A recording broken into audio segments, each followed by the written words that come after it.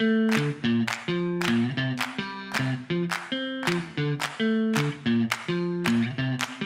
love for you, baby, will never let go. It shines oh so brightly, my heart's all aglow. Just cherish me, baby, and never, never let go.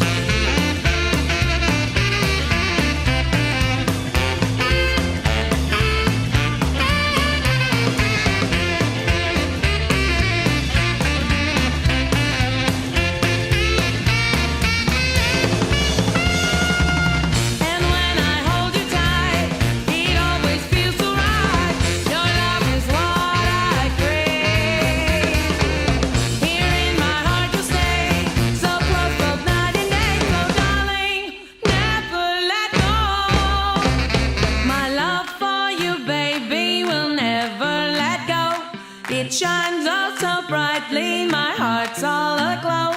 Just cherish me, baby, and never, never let go. My love for you, baby, will never let go. It shines oh so brightly, my heart's all aglow. Just cherish me, baby, and never, never let go. Never let go. Never let go. Never let go.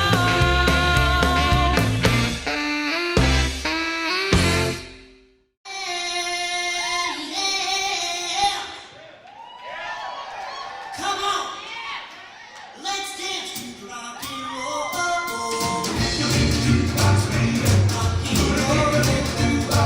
Come on, rock and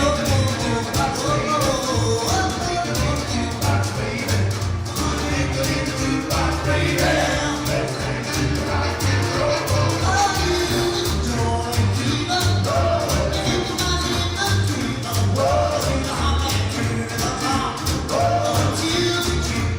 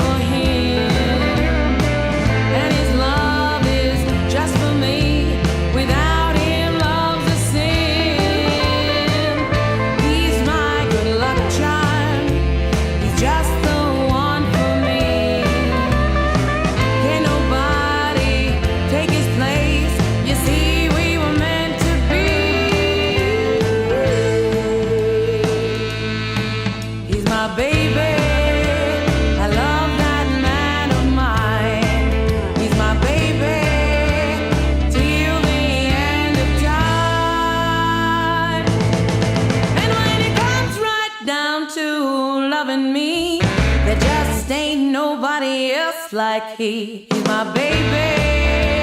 I love that man of mine.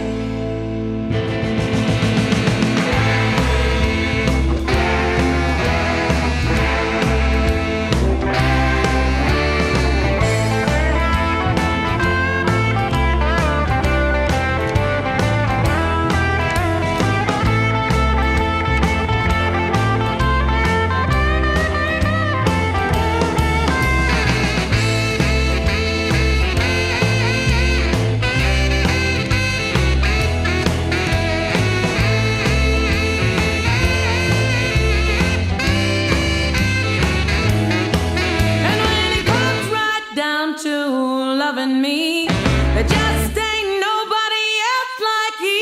He's my baby. I love that man of mine. Love that man of mine. Till the end of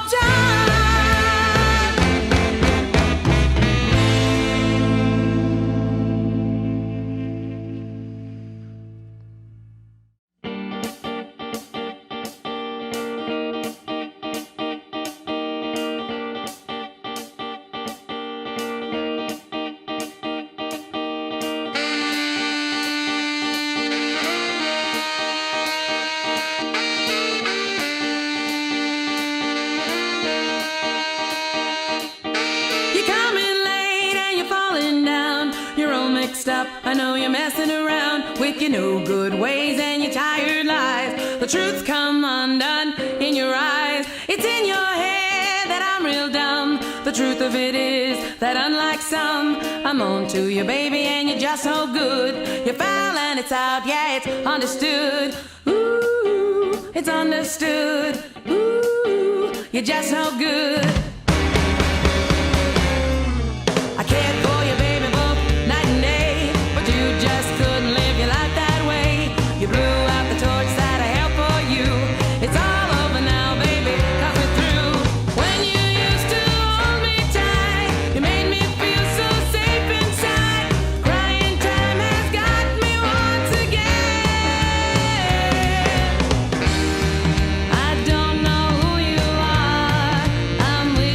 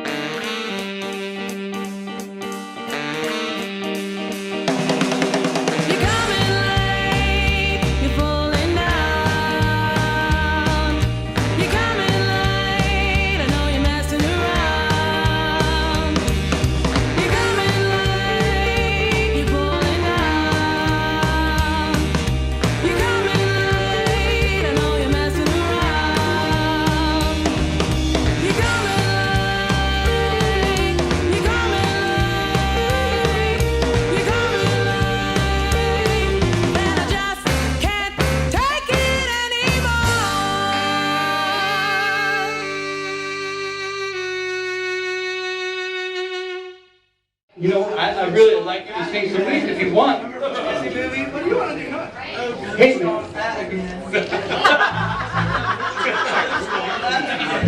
oh yeah, which one's that? Okay. Wow. Key of what? Did you guys do it? Hey Phil, what was Tears on My Pillow keyed in? C, I think it's probably. C. I think that's right.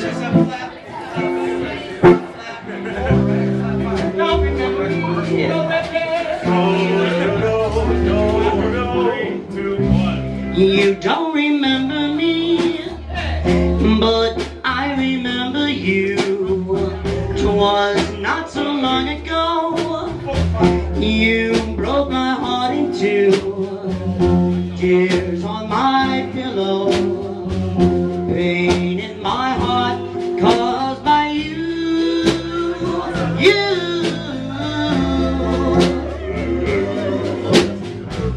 If we could start anew, I wouldn't hesitate.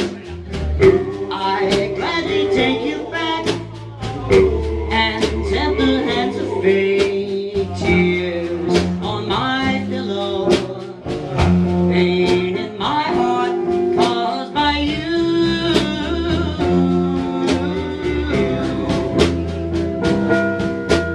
Love is not a gadget.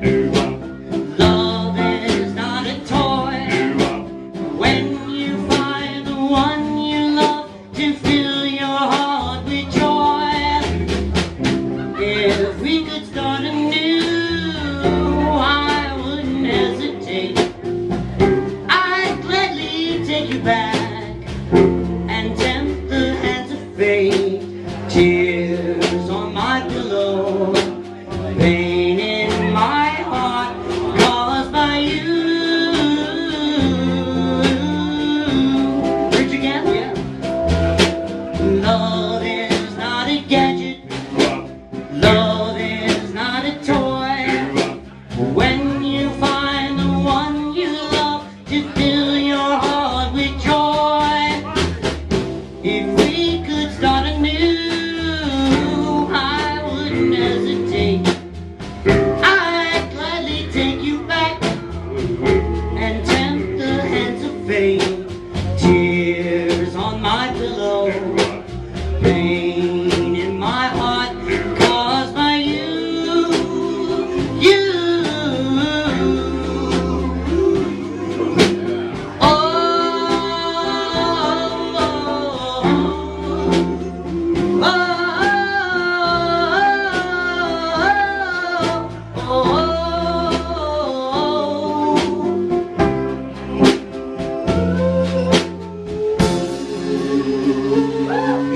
Yeah. Ryan Russell.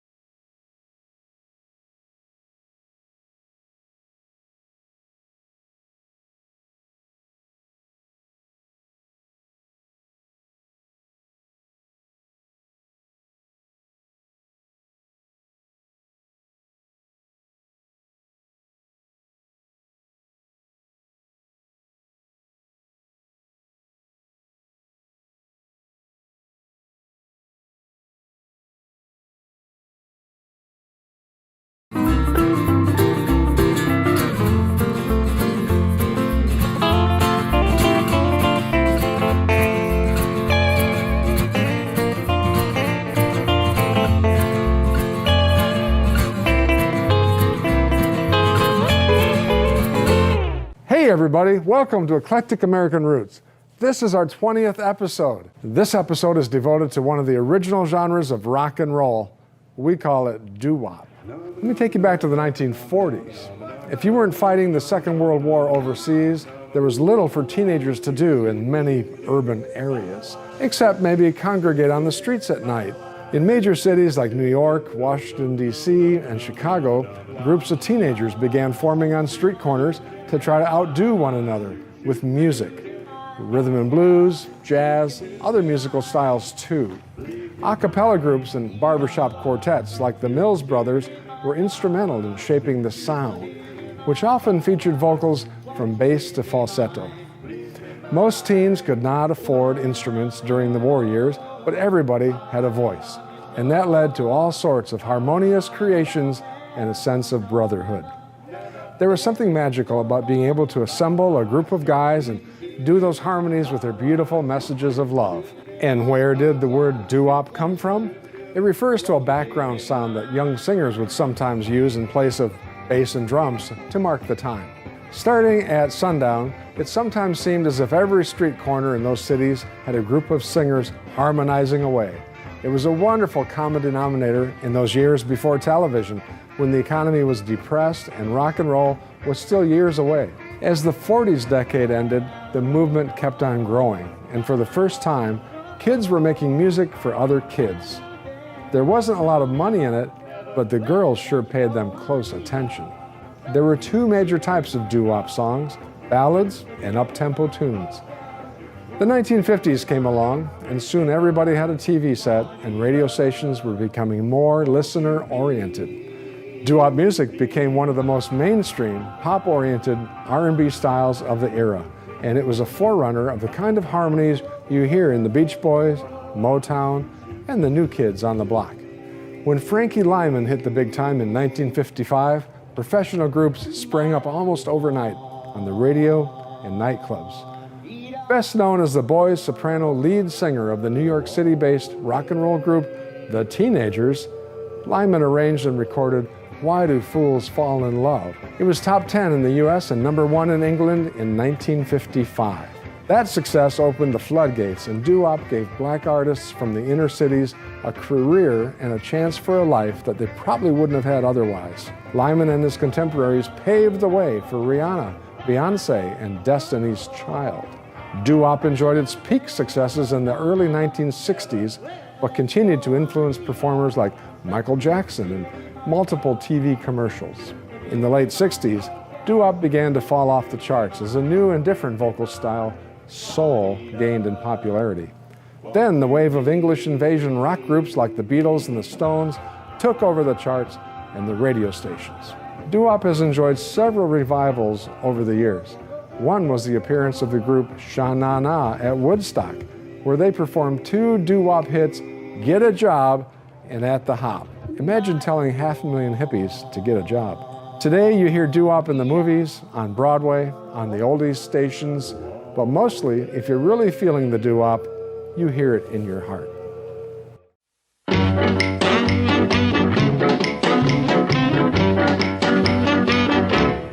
When you dance, be sure to hold her tight. When you dance, you'll squeeze her, yeah, with all your might. Such a thrill, oh, when she's close to you. Well, hold her tight. When you dance. When you dance, you feel the warmth of her embrace. Then you know this feeling, yeah, is no disgrace.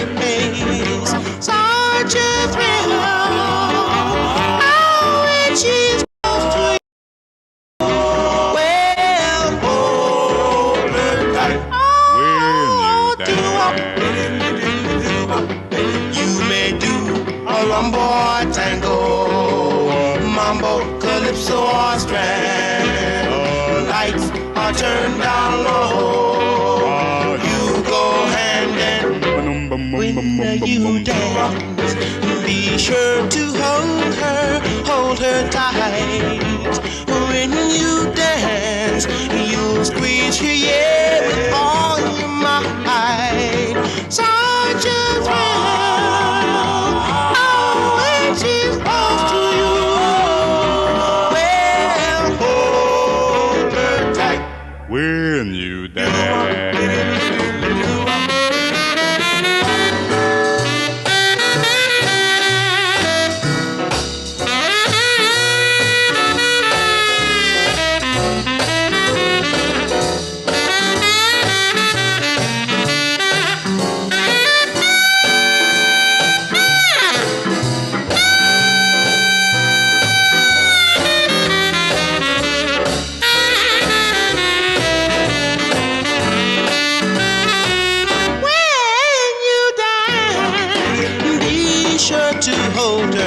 Hold her tight. When you dance, you'll squeeze her, yeah, with all your might. Such a thrill, oh, when she's close to you. Well, hold her tight. When you dance, when you dance, when you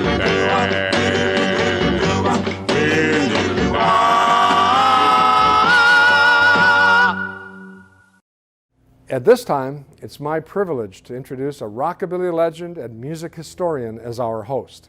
This esteemed artist recalls sitting in his room listening to his mother's doo-wop records, walking to school and hearing doo-wop from the lowriders' cars, and listening to oldies radio the rest of the time.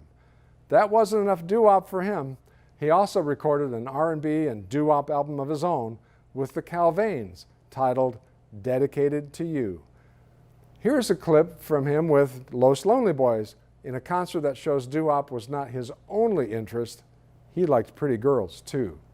Please welcome our host, you guessed it, Big Sandy.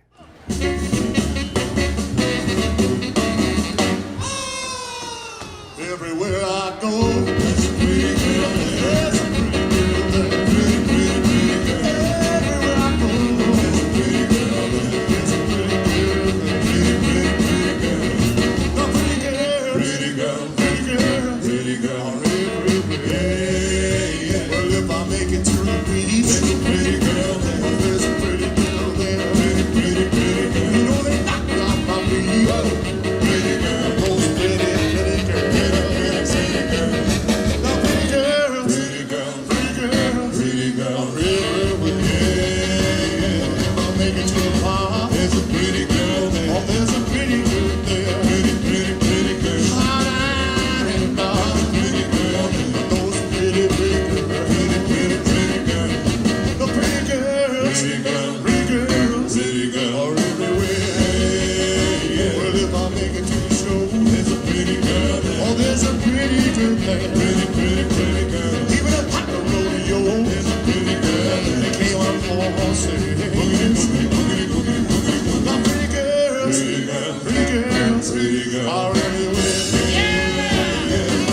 Well, thank you, Christopher. It's good to be back here for another Eclectic American Roots episode as we celebrate the roots of doo-wop. Now, first off, we're going to bring on a guy who's been working on the local scene. Actually, let me correct myself. He's been working on the worldwide scene for quite some time now. I think since about 2004, doing both doo-wop and rhythm and blues in a very authentic style. Before I bring him on, though, let's take a look at Little Mo and the Dynaflows. Hello, baby.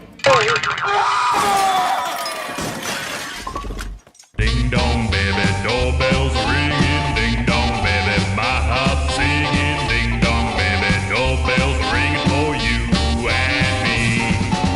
Ding dong, baby, doorbells ringing. Ding dong, baby, my heart singing. Ding dong, baby, doorbells ringing for you and me.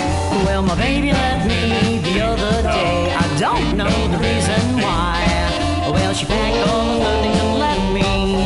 I'll hang my head and cry. Well, the ding-dong, baby, doorbells are ringing, and what do my eyes see?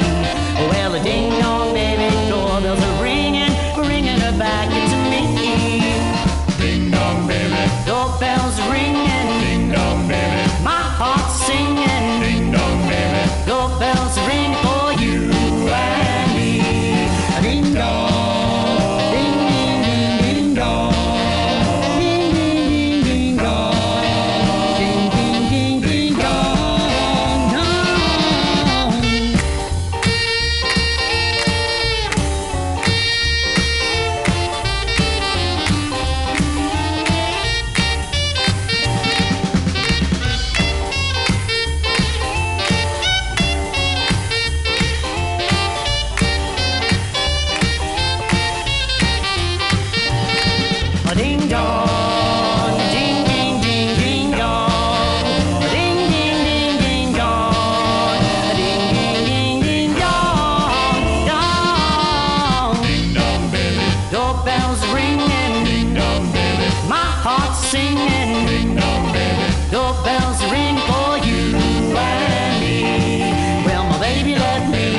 other day. I don't know the reason why. Well, she packed all of her things and let me hang my head and cry. Well, the ding dong baby, doorbells are ringing, and what do my eyes see? Well, the ding dong baby, doorbells are ringing, bringing her back to me. Ding dong, baby. Doorbells ringing, Ding dong, baby. my heart singing. Ding dong, baby. Doorbells are ringing for you and me, for you and me. Ding dong. And there with one of their signature songs, Ding Dong Baby, Little Mo and the Dynaflows. Friends, it's a pleasure to welcome to the show right now the man himself, Little Mo. Oh, Mo, welcome to the show. hi, Big Sandy. How are you? I'm doing well this beautiful Sunday afternoon. You look fantastic, my friend. Not that you don't always look fantastic, but yes, Can I tell you a looking secret? good. I wake up like this every morning. It's true. Even in quarantine, it's true. All right. How have you been doing during this quarantine? You know what? I've noticed that I'm still above ground, as are my livestock and my family and most of my friends. Yeah. Oh. Well, thanks for agreeing to do the show today. You and your band were one of the very first names that came to mind when we decided we were going to do a doo-wop episode. Now, I've known you from the scene, the rock and roll rockin' scene for quite a while. And yet I've never sat down to have this conversation with you. I just wondered what initially led you to doo-wop music. I know you were into other sorts of rock and roll and rockabilly. What brought you to doo-wop? Okay, now you've asked a question, and I'm going to open my mouth. This could take a long time. Feel free to edit. My family is a group of Ohio-based hoarders. Well, more like collectors, because they're organized collections. And whether it's tin soldiers or Confederate Civil War stamps or movie memorabilia or records, there's always been a collection in my aunt's or uncle's hand. Okay. And my dad had a collection of early rockabilly and a lot of doo-wop 45s. And there were duplicates that he'd give me when I was a 4-year-old. So as a 4-year-old, I had My Prayer by the Platters. I had some rockin' stuff by the Coasters, like Yakety Yak and Charlie Brown. And that sort of fun stuff that a young kid might dance around to and eventually break when leaving it on their floor around their Playtel plastic record player. I know that story, yeah. Somehow in around 1995 in Los Angeles, I found myself drawn back to classic music of the 40s, even earlier with the 30s, 50s, and early 60s. Going to shows at the Derby in Los Angeles, and where I learned that there was an underground and quite dangerous scene, rockabilly and doo-wop at places like Rodolfo's over on Riverside Drive. And there were things like Linda's Doll Hut down in Orange, and places like that. You could go up into Whittier and find shows like that. And I crossed over to the dark side quite quickly, from the good, clean lights of the Derby over to Rodolfo's. I heard about big shows featuring you. Wow, yeah. Oh, yeah. And Well, that's where I first saw you at some of those shows. But yeah, I've got a couple different really strong loves, but it always comes back to 4 or 5 or 6-part harmony, which is something I learned again from my family in my family's piano room when I was around 4. People who have seen me finish a live show with a song that we've both covered, had the honor of covering Richard Berry's Have Love Will Travel. And the way we do it, the Dynaflows are generally sweaty messes by the end of that hour or 2-hour show. And we've lost. Was that the name of your first band, the Sweaty Messes? The name of my first band was the Munchkin Punks. And the All Tiny. right, apropos. Yeah. Yes. But we were generally bouncing off the walls like spent rubber bands at the end of that set, and screaming and howling in a version that might be a combination of your version of Have Love Will Travel and the Sonics version. Right. Yeah, yeah, it is. Well, you do definitely do your own thing with it. No, but I tell you, Mo, in doing your own thing with it, that's gotten you a lot of attention. Not only here in the local scene, you've branched out the different festivals here in the States, but we've worked together overseas. You want to talk about some of the festivals you've played and how they receive doo-wop music, like maybe throughout Europe? Oh, I'd love to, Big Sandy. It's amazing the enthusiasm in the far east of Japan and all over Northern Europe that I've gotten to tour with you. Whether it's the Rhythm Riot or the Rockabilly Rave in Southern England, or the Firebird Festival in Germany, the Scream Yes, Festival that's in a good. Croatia. The Shaboom Festival has featured the Dynaflows as a band on the marquee with the classic group, the Mystics, and a Italian group, the Silvertones. Yeah. So that's, I mean, 3 doo-wop groups headlining each night of a long weekend. Then there's the Bethune Retro Fest in France. Oh, mamma mia.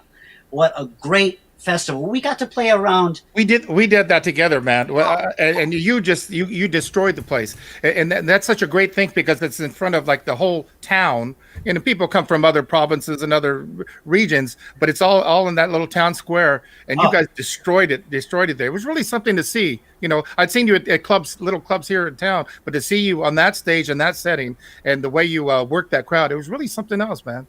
Oh, thank you, sir. It was an honor to be there 2 years in a row in Bethune. The second time we played, we closed on Saturday night on the main stage, and they estimated 9 to 10,000 people in that big city square, and that's to come see doo-wop in 2015 or 2016. Yeah. No, I've noticed like there was a certain generation of us who got to see a lot of those original acts when they were still working, and just with the passing of time, sadly, a lot of them, I would say, even venture to say, most of them have passed on, and maybe that's affected like the interest in the music with younger people. But it seems like there's still a vibrant, like a real passion for the music throughout Europe. Have you noticed that? And if you've seen that, I wonder, have you ever wondered about why it is?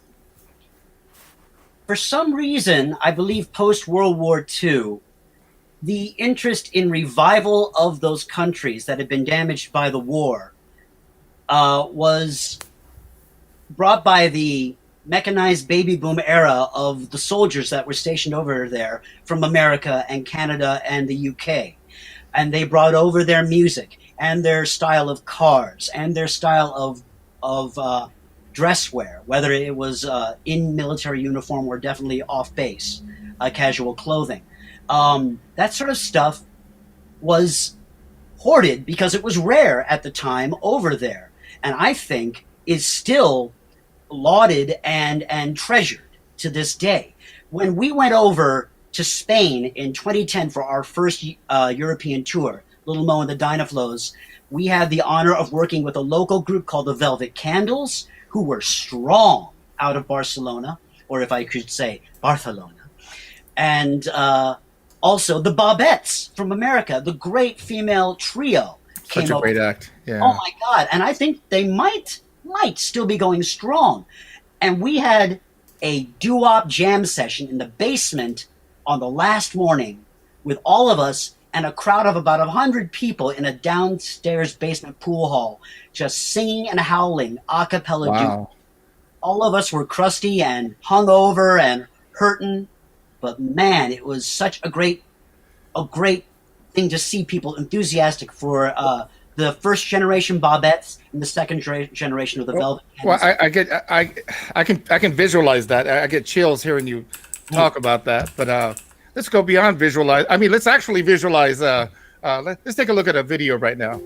Thanks, Robert. That sounds like a plan. This is the second video that we got to do with Chris McGee and Bop Flicks videos out of the UK. But we shot this with some vintage archival footage and a few clever editing tricks at Viva Las Vegas 2 years ago. This is our song. Well, I should say our version of another classic, Viva Las Vegas. Roll the tape. Roll it! Bright light city gonna set my soul, set my soul on fire. Got a whole lot of money that's ready to burn.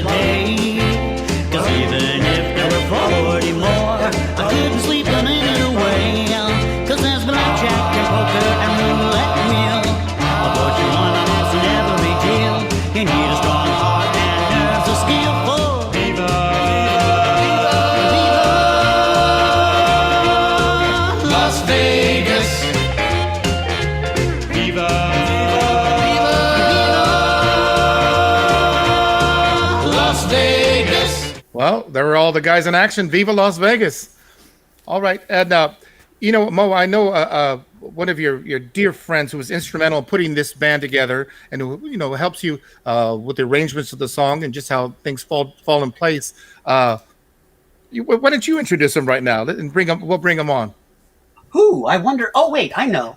Yes, he's known by many names. He's the ninja of nostalgia. He's the doctor. He's the doctor of doo-wop. He's the Fu Manchu of funk, ladies and gentlemen. My partner in the original lineup of the Dynaflows, Mr. Cliff Kwan. Oh, hi Cliff. How are you doing, man? Thanks for stopping in here. I love how you're flanked by those two tikis there. That's cool, man. Yeah, we're in my wife's salon, and she's got it kind of tiki inspired. So, yeah, great. So I tell you, just looking at that video, and from the many times that I've seen you guys perform, I kind of have wondered how it's all put together. I know Mo has a passion for the music, but do you help with the actual structure of your arrangements for the songs at all? Yeah, when we got into this thing, we didn't have any general ideas of where we wanted to go, but we did know that we didn't want to just be like like an oldies band. So what we did was, we got some rockin' guitars and rockin' sax. And as far as arrangements, I help with all the arrangements since Mo and I write most of the songs.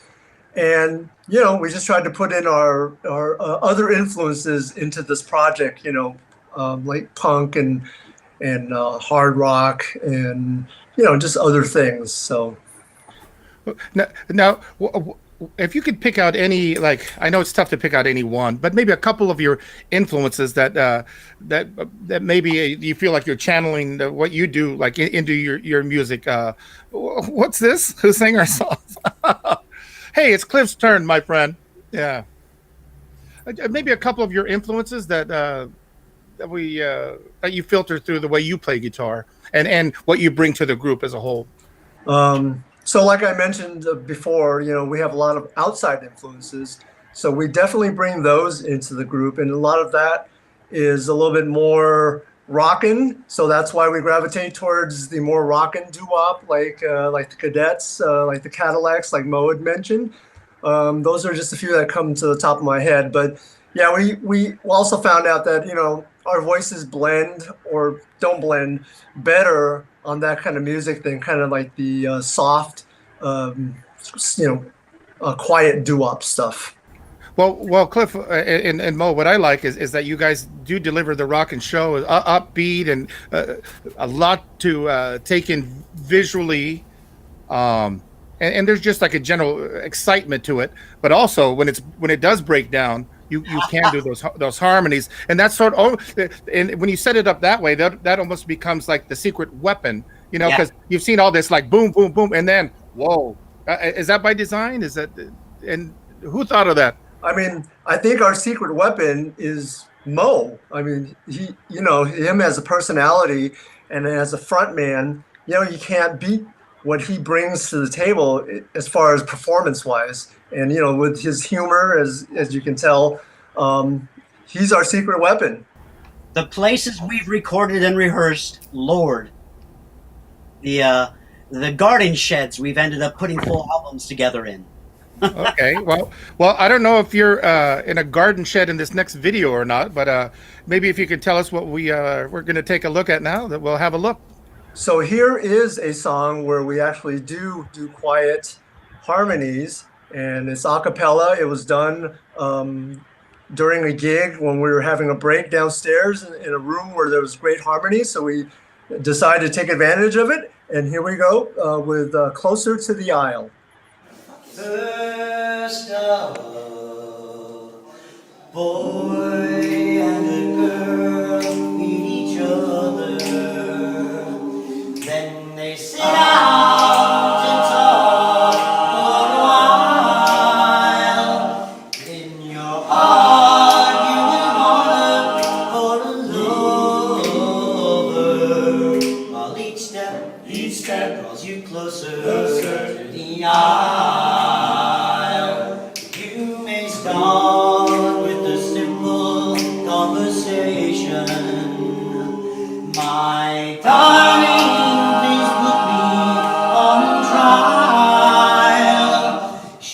says yes, and your heart starts beating. While each step draws you closer to the aisle.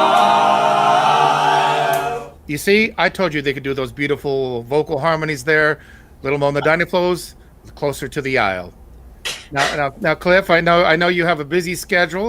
We're lucky to have you here for this little bit of time, and I know you got to get on with the rest of your day. Thank you so much for stopping by. We've really enjoyed talking to you, my friend.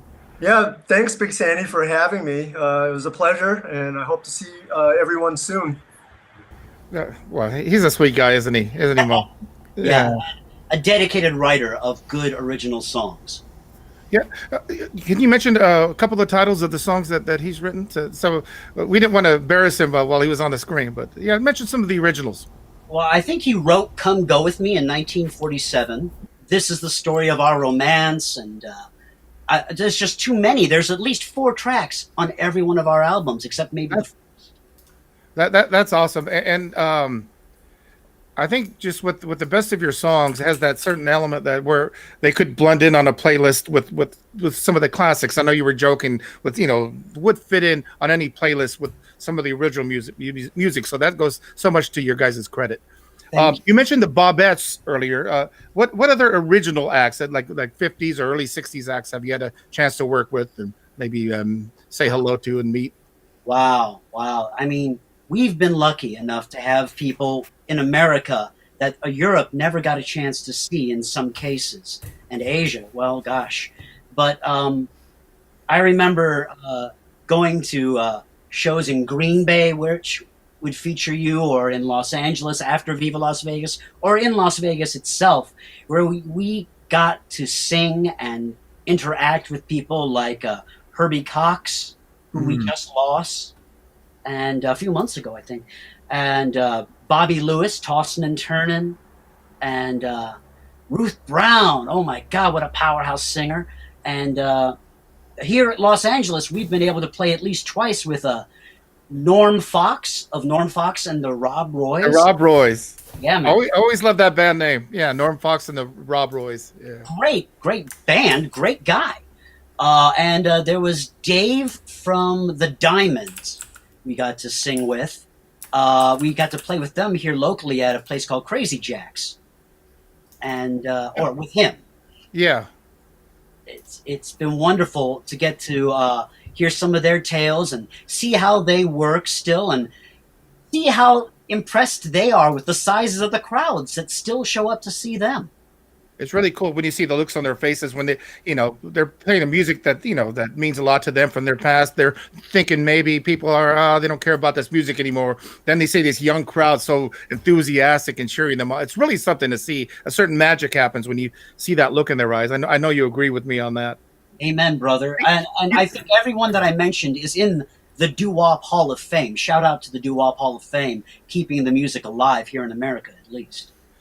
Yeah, and as time passes, I think it's more and more important that we do bring recognition, like we're doing with the show, to some of those originals, but then also show how it's still a vibrant music and there's still younger people carrying on their tradition. I wanted to ask you earlier, Mo, when you and Cliff were putting the band together, was there like maybe one certain act that stood out in your mind as like a model to put together your group? I would say Big Sandy with the Lonely Blue Boys. Oh. You don't have to say that. Oh, you mean of the originals? The originals. Oh, okay. So let's see. Yes, there were. The Cadillacs, baby. Oh, man. And then there's up-tempo groups like the Treniers and the Coasters, guys that really hit it hard. I mean, we love beautiful 5 and 4-part harmony. Like I mentioned earlier, the Blue Notes and some of the church-based groups that came out into secular music, like the Golden Gate Trio and the Swanee River Singers, and let me see, well, the early guys like the Mills Brothers and the Ink Spots and the Cats and the Fiddle.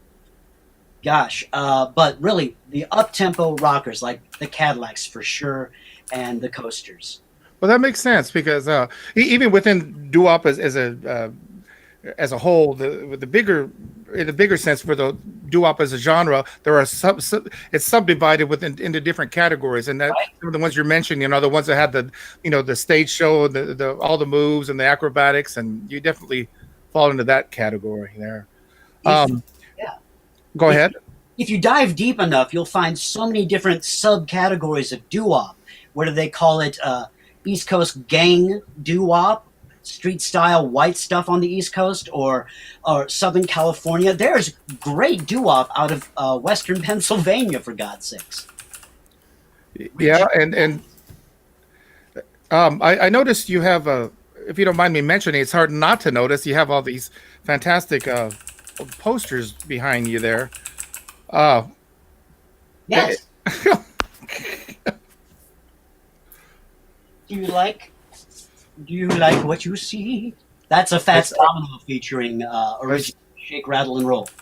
I certainly do, man. Yeah. Is that one of your hobbies, collecting posters there? Or? Well, in this, those are original. I take it those are originals, right?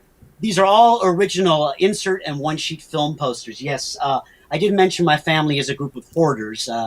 I fall into record albums and vintage clothing and hot rods, and as a way of living and a love of the art, vintage film posters. I sell them on eBay now to keep me in top ramen. Gotta pay the bills, boss. Well, I tell you, I think you put together something that you can be really proud of, drawing, from these older forms of music and making it very much your own thing. We're not alone. There's other modern acts out there, but mostly in Europe and Asia. I would love to shout out in Tokyo the Oshirels, fantastic 3-piece girl group backed by like an 8-piece band. They're phenomenal. There's groups like I think I mentioned the Velvet Candles in Barcelona, and there's the Firebirds out of Germany, and I think the Jets and the Roommates out of England are still hanging together and playing.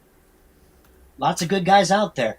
Oh, and just as a way of saying, early American influences of your generation, besides you and the Lonely Blue Boys, Big Sandy, were people like the Fabulous Extraordinaires. Yeah, the Extraordinaires were really great. Yeah, we're going to show We're going to show a clip or two of theirs on this show. And the Fabulous Harmonaires out of Texas. Well, I tell you, before we wrap it up, I think it would be nice to take a little pause and watch another video of yours. Do you have something lined up we could watch right now, Mo? Oh, I have a special little treat for everyone who's actually been listening to every word that I say. Well, I certainly have it. Go on. Well, let me enunciate clearly then here. This is from the original Brendan's Pub at the Orleans, at Viva Las Vegas, at the Orleans Casino, late night after midnight, closing our set with, you guessed it, Have Love, Will Travel.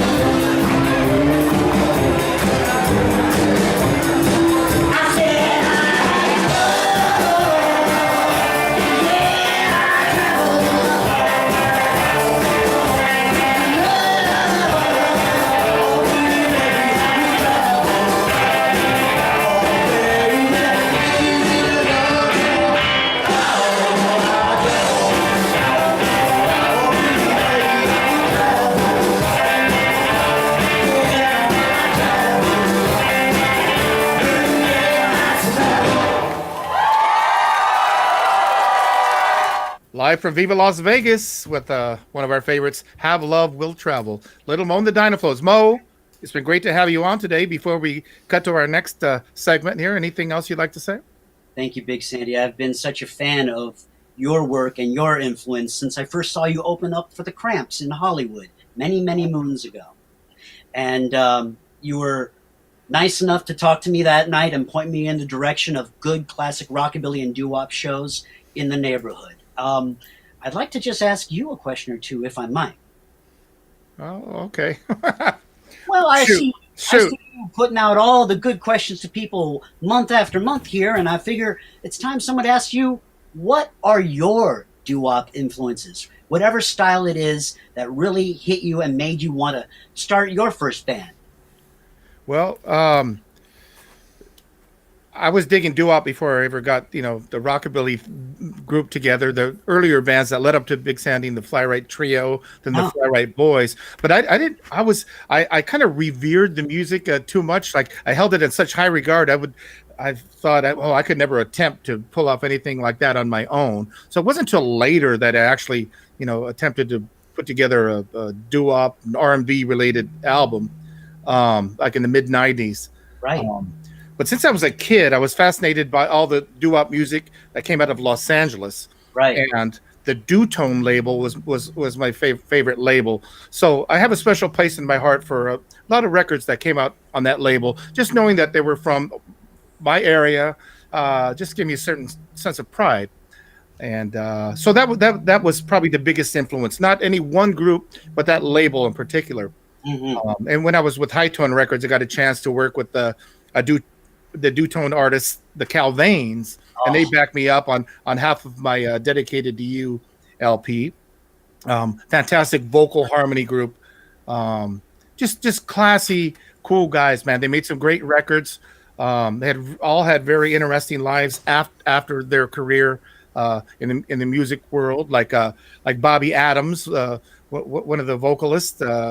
He later worked for the LA PD and then ended up becoming a bodyguard for Michael Jackson. But each one of those guys have a fascinating story on their own. So it's cool to look into that. So it goes beyond the music, and that just pulls you in even deeper to the music to know all the stories connected with that. And then working with Dewey Terry from Don and Dewey, nice. That album. But that was one of the highlights of my career, really. So thanks for opening the door for me to mention that. You and your music that I first saw live in Hollywood and other places are instrumental in my education. So I thank you. All right. I see he wants to be on another one of these shows. Okay. So I appreciate that, Mo. I have a band or two, so, Well, I just want to say, before we move along here, just thanks so much for taking the time out of your day. I wish you all the best. You're a class act all the way. All the guys you work with, they're just top-notch individuals. And I know other promoters know when they hire you guys, you're just going to get the best. So we're lucky to have you here today. And thank you for being part of the show. And pass that on to Cliff, too, when you talk to him. Whether it's in lockdown or live on stage, it's an honor to work with you, sir. Ladies and gentlemen, Morris Everett III, Little Mo. Goodbye. Thanks, buddy.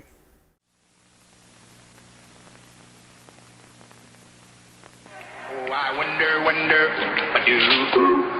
Who wrote the book of love? Tell me, do I want to love? Well, I got to know the answer. Baby, I love you, yes I do. And I got to give this book of love. Find out why it's true. I wonder, Who wrote the book of love?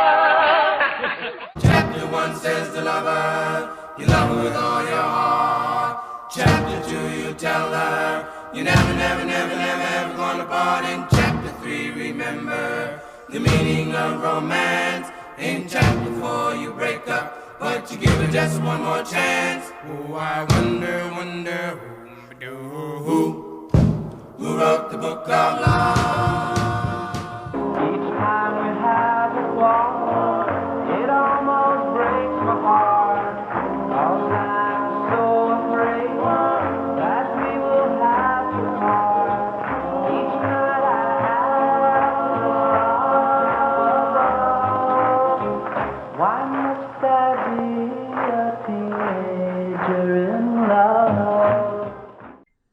The Book of Love, Teenager in Love. You know, when I was a kid growing up, listening to oldies radio and playing records in my room, I couldn't wait to be a teenager. And songs like that conjured up images in my young mind of sort of a dream world that I longed to live in. Well, today, for a couple of hours, we are going to visit that dream world. So come with me. We're going to listen to some doo-wop music. Let's start right here with a group from Washington, D.C., who came together while in high school in 1946. They synthesized the earlier vocal group harmony traditions with the newly rising rhythm and blues sounds. But they really hit their stride in the 50s on the Atlantic record label. They had hit after hit. Here are the Clovers.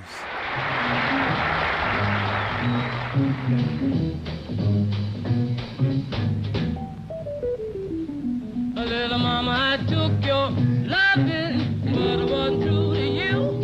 Little mama, I took your loving, but it wasn't true to you. Now you're leaving, little mama, I can't blame you if you do. Little mama, I lied. Yes, I lied. Lied all along. All along. Little mama, I lied. Well, I lied. Lied all along. All along. Later on, little mama. Yes, when I did you mighty wrong. Mighty wrong. Little mama, I told your good friend, told your sister Mary too. Little mama, I told your good friend, told your sister Mary too. That all I ever wanted was to get your gold from you. Little mama, I'm sorry. Yes, I'm sorry. Sorry to my heart. To my heart. Little mama, I'm sorry. Well, I'm sorry. Sorry to my heart. To my heart. Had the best intentions. Yes, baby, right from the start. From the start.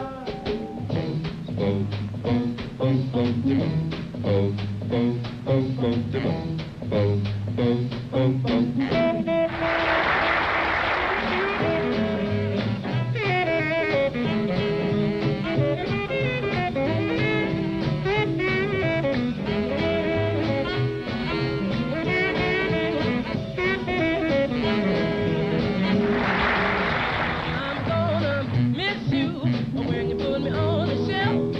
Little mama, I'm gonna miss you when you put me on the shelf.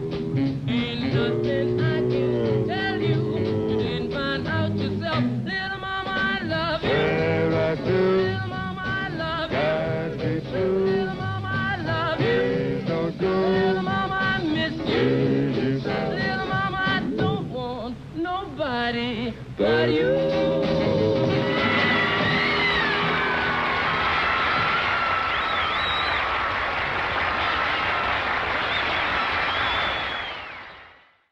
For the big hit recordings around the country right now is a song called The Great Pretender.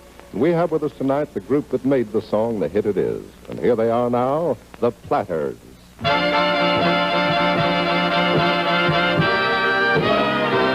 Oh, yes, I'm the great pretender. Pretending that I'm doing well. My need is such, I pretend too much. I'm lonely, but no one can tell. Oh, yes, I'm the great pretender, adrift in a world of my own. I play the game, but to my real shame, you've left me all alone. To feel is this feeling that makes me feel when I feel what my heart can't conceal. Oh, yes, I'm the great pretender, just laughing and gay like a clown. I seem to be, but I'm not.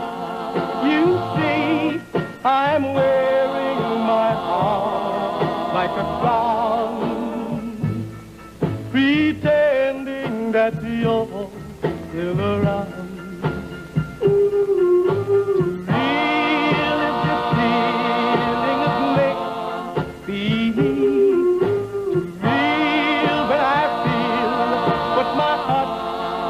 can feel, yes, I'm the great pretender. Just laughing and playing like a clown. I seem to be what I'm not. You see, I'm wearing my heart like a crown, pretending that you're still around. Still around.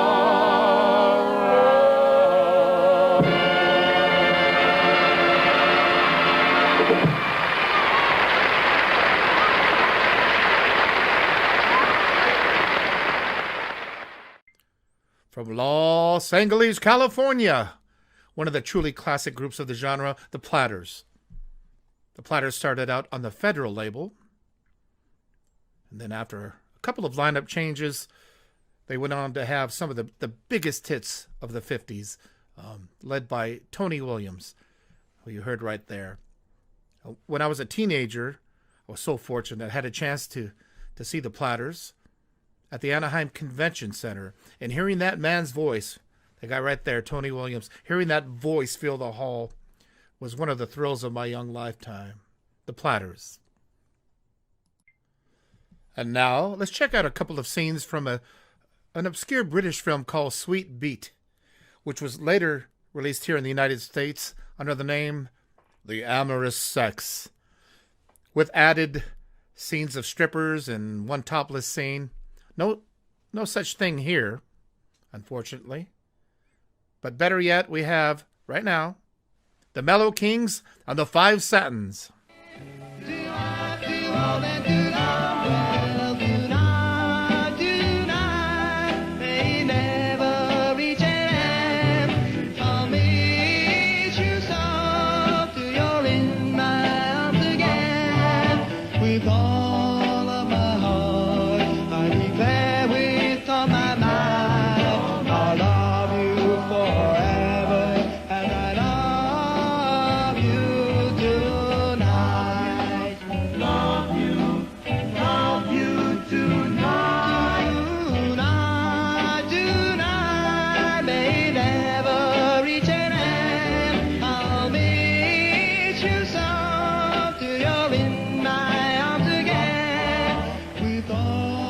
I think you'll like this place, Bonnie. The food and wine are excellent. And as for the show, you'll see for yourself.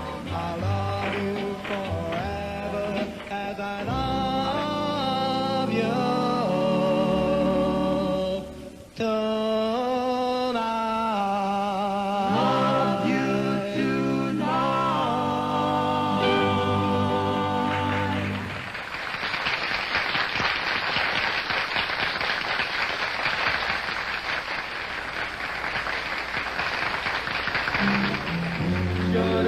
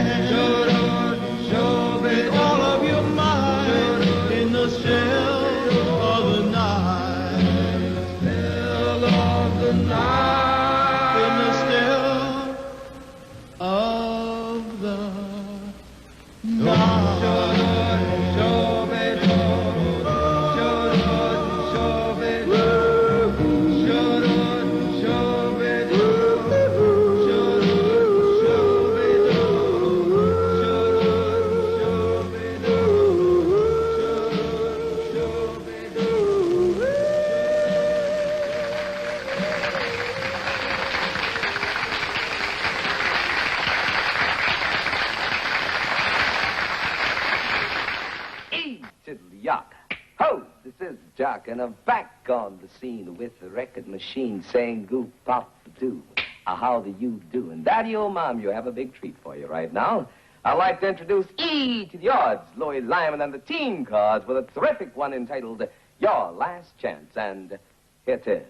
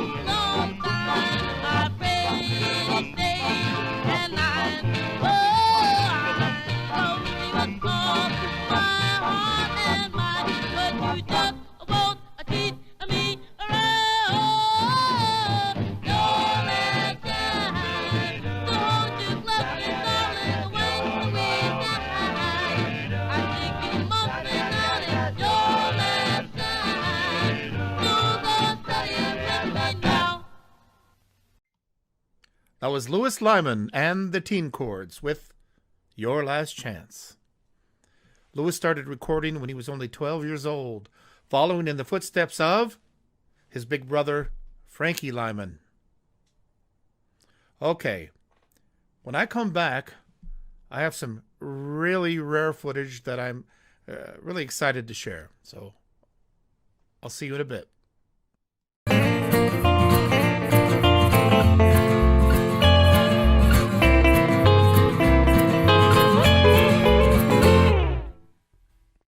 All right, friends, I hope you're enjoying the show so far this afternoon as much as I am. Whether or not you have an appreciation and passion for doo-wop, I hope you do now, or at least after watching this show. This next guy, talk about passion for the music. He's a DJ on a few different platforms, and I think he's one of the most important guys on the scene now, carrying the music forward. I'd like you to join me in welcoming to the show Mr. Ken Abruzzi. Welcome, Ken. Hey, Big Sandy. Always a pleasure to be here with you, and a pleasure to do this show talking about doo-wop. Yeah, man. And just to give people a little bit of context, I know where you're at, but where are you coming to us from right now? What part of the country? I am coming to you from Linden, New Jersey, in what I like to call the Alan Freed Memorial Studios. Okay, all right. I like that a lot. Well, Alan Freed played a gigantic role in promoting this music, which it's funny you should mention that. To me, you're like the modern day Alan Freed. There are other people, a lot of people during the lockdown have taken to DJing and sharing their records through live streaming. You've been doing that, but you don't just stand there and play your records. You bring passion, and you'll talk over the records, and we'll show some clips of you doing in action doing that. Back on the scene with the record machine. I met a little girl with eyes of blue. Hey, you papa doo. how do you do? Just say, My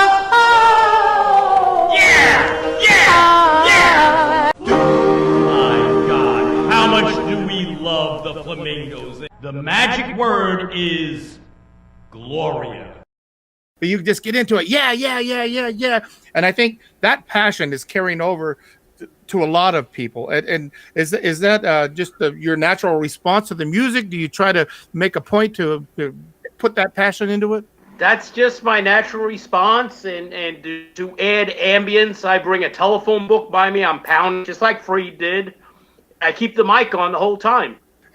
And just, what's happening is what's happening. Now it seems like you're really going for that old school feel. Like there's always that effect, like an echo on your voice. How do you get that effect? The echo is I have my microphone running into a guitar effect. That's an echo effect. So just like a little effects box, and then that's going right into the mixer. Yeah, man. Yeah. You know what? Ken. I step on it to turn it on.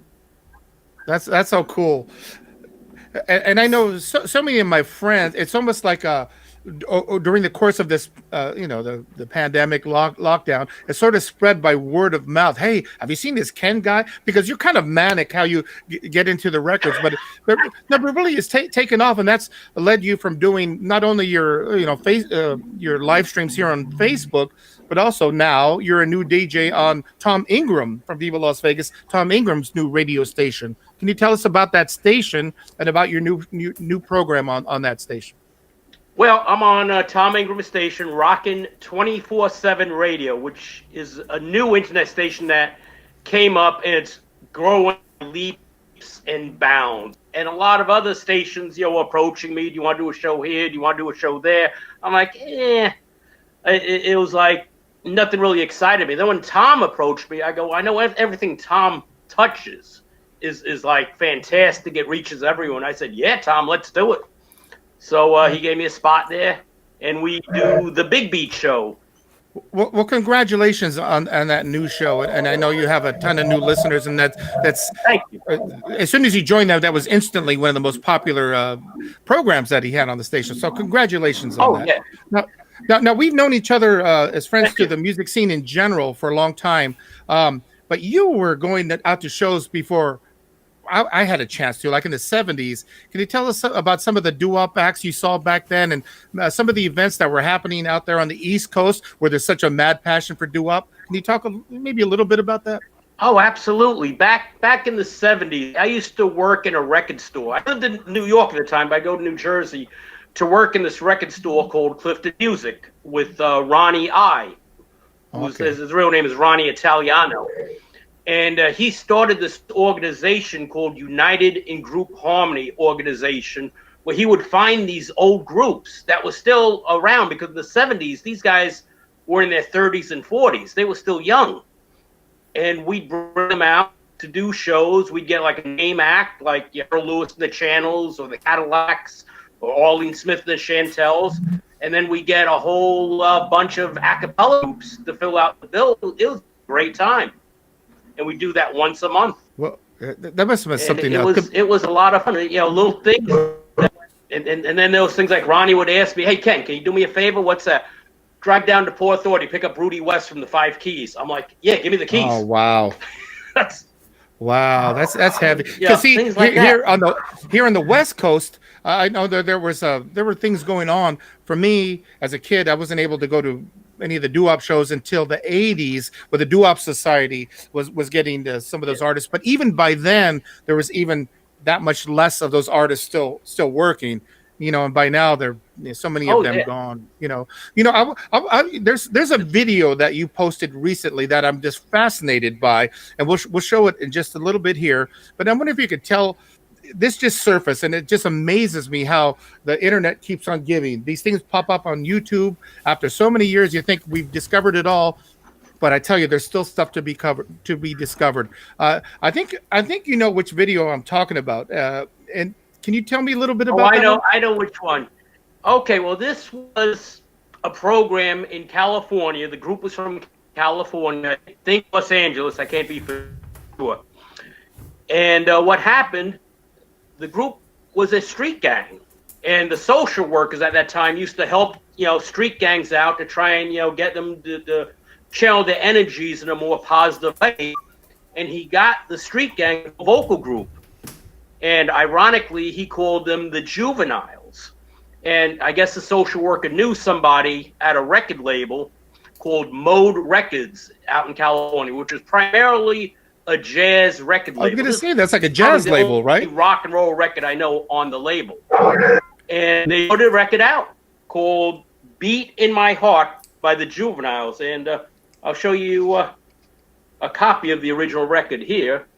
Okay, now I know there's been some bootleg copies of that, but that looks a little different than some of the other the label's different. Like an original copy looks different. The original, you can tell it has the white circle around the label.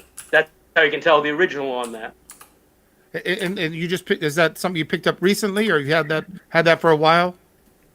I just found that last week on Discogs. I couldn't believe it. And okay, I jumped on it. Well, that's a score. And now the funny thing is, someone texted. I sent a picture of that to someone today, and they told me they've seen it with a picture sleeve, which is even rarer. I've never seen. Oh, there's a sleeve for it. Wow.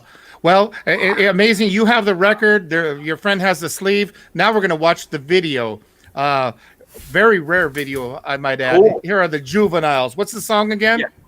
Beat in My Heart. Boom, boom, boom, There's a beat in my heart for you. Beat in my heart that beat in my heart for you.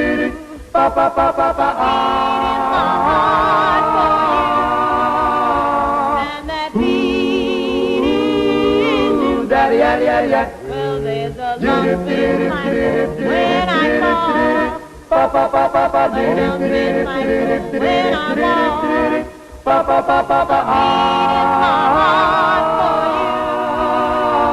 And that beat in Daddy, oh no, I can't deny that guy on my mind. I can't forget that she loved him, yeah. there's a beat in my heart for you.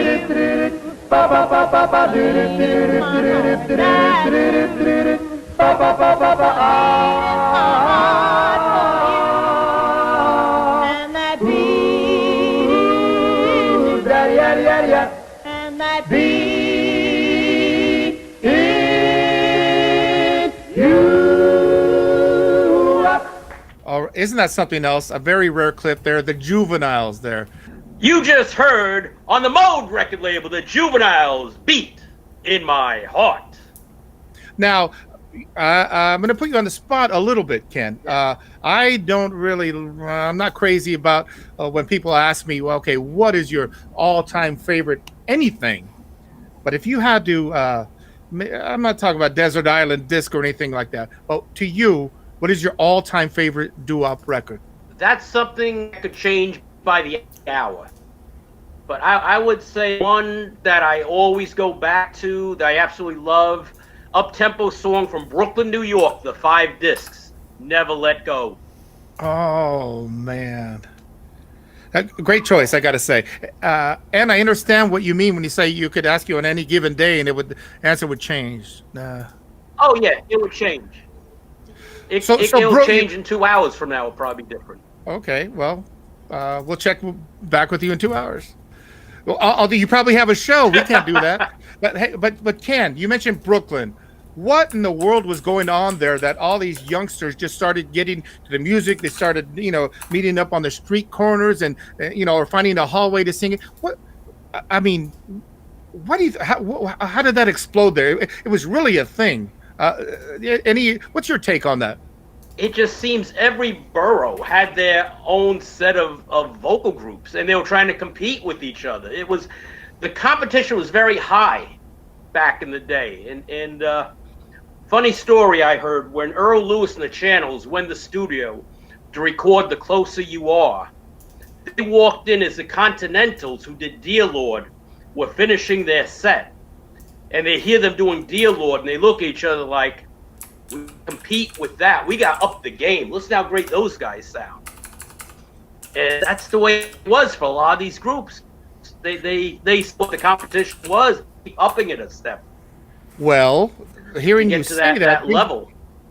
Hearing you say that brings to mind all the music. Although the music is different, it's the same sort of thing. Like within like the rap music, how there is that competitiveness. There's also the East Coast West Coast thing. Do you see any correlation with that whole thing?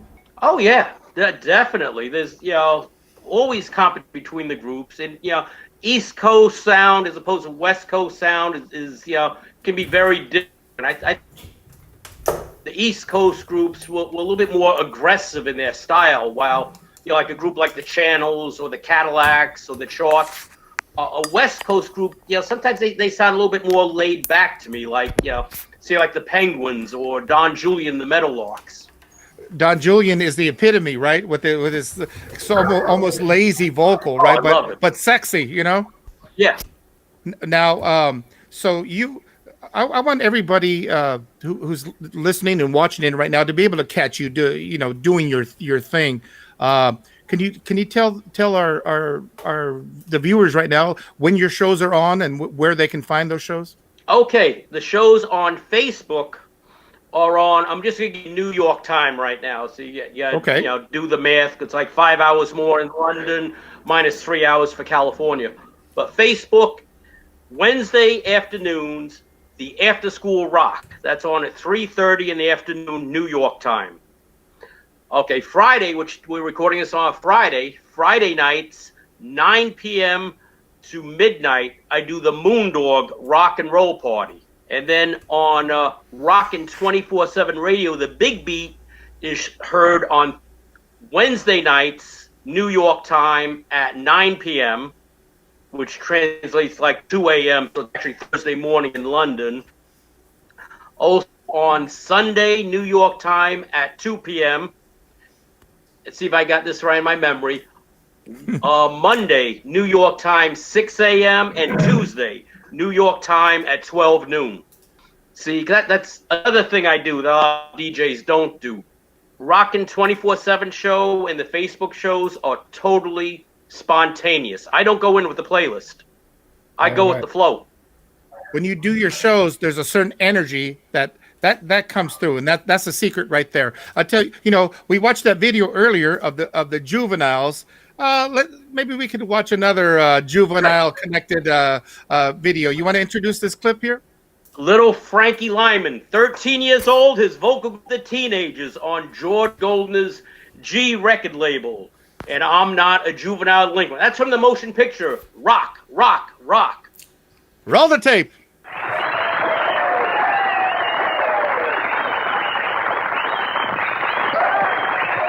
I'm not a juvenile delinquent.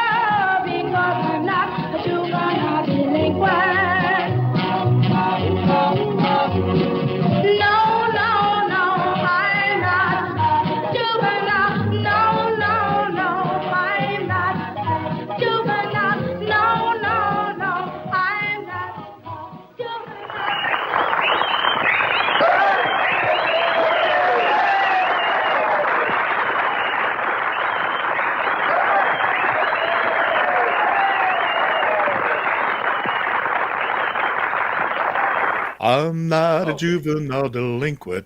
Boom, boom. Great choice there, Ken. We love. Don't we love Frankie Lyman? Frankie Lyman was incredible. He was very fortunate that he was singing under Richard Barrett from the Valentine's Window. Richard Barrett brought him to George Goldner, who in my opinion was a musical genius when it came to finding vocal groups and releasing sounds. And it's funny, 1956, a friend of mine summed up George Goldner, why he was so good at it. He had the ears of a 13-year-old girl. Oh, okay. Meaning he knew what they would buy. I tell you what, it just blows my mind, your knowledge here. You talk about George Goldner and how Frankie Lyman was discovered. You must have spent a lifetime not only doing research on records, but collecting them yourself. So, how did you get into record collecting? Maybe we can show us some of your records real quick.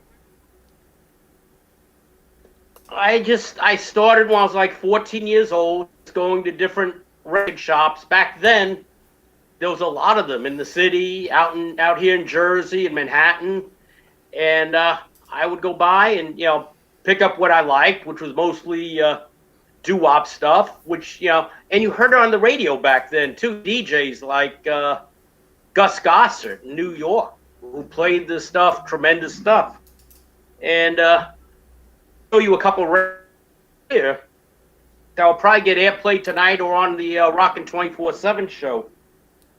That's the Spaniels. Play It Cool on VJ, which is a great record. They talk about talk about smoking and drinking in it, but great record. Oh my! Talk about juvenile delinquents, yeah. Show us some more there, buddy. Right into the mode there. And finally, here's one I just pulled out because Vicky Tafoya just requested this on the next show. The Volumes, I Love You, which was featured in the movie The Wanderers. All right, yeah. And what a great flick that is, right? I mean, that's a classic, man. Love The Wanderers. That's in my top 10 movies there. And that's true backstory about the Wanderers. The Fordham Baldies was an actual gang, but they did not shave their heads. And Dion was a member. Oh, I didn't know that detail, man. Hey, Dion was a member. Man, too bad you couldn't have brought your buddy Dion over to be on the show with us here today, man. That would be awesome. Yeah, he's still so active. He just put out. I think today I saw yet another new clip he put out. He's